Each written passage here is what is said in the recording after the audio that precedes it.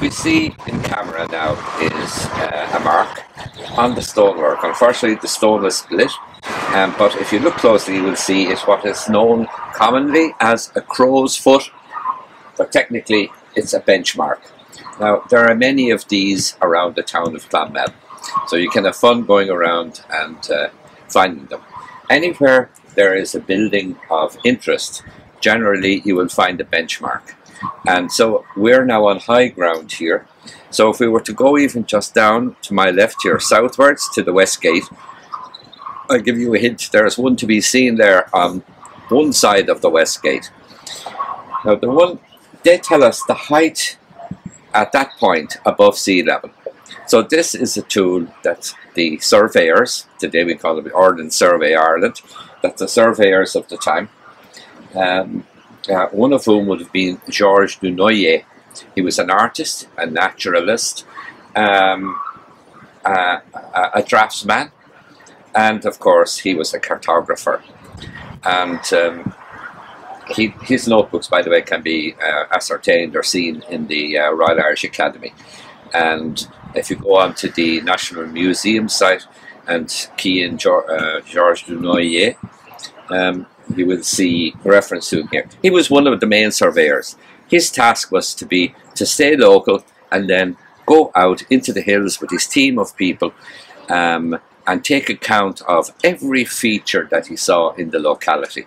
These would be from the point of view of height. And then he would take spot heights, and then they would map, go home or go back in the evening, and by the light of a fire, mostly, or candle, they then would document, if you like, that information into their notebooks, which then they would present to the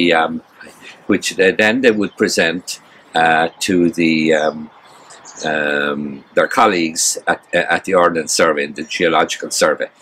Remember, that's an important point. This again is an important point, I feel, that the Ordnance Survey of Ireland was completed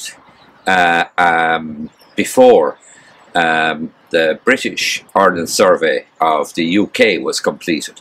Well, I mean, there is the whole thing of size, but I'm saying it started earlier, and then it was determined. It was good practice ground, if you like, to see how all this would work out, because this would have been one of the early attempts to map an entire country, and it was done.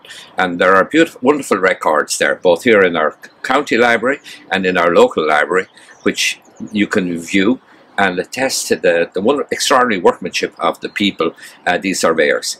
And there's a lovely little local connection, Sachailga, in the Irish language, in the hills out here.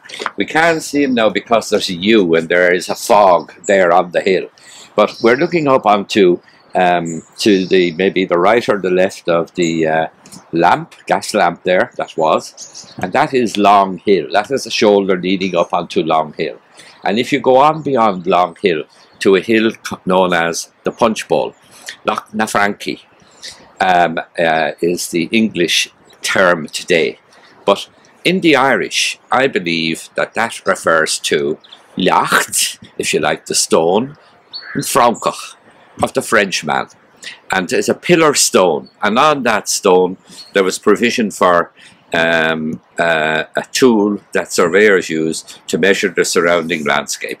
So in effect, I believe that du Noyer is immortalized, one of the surveyors, in that little cairn of stones up there on which there is this plinth, and on which is the piece of metal to allow for the name of the bloody gadget is on the tip of my tongue, but I can't remember it.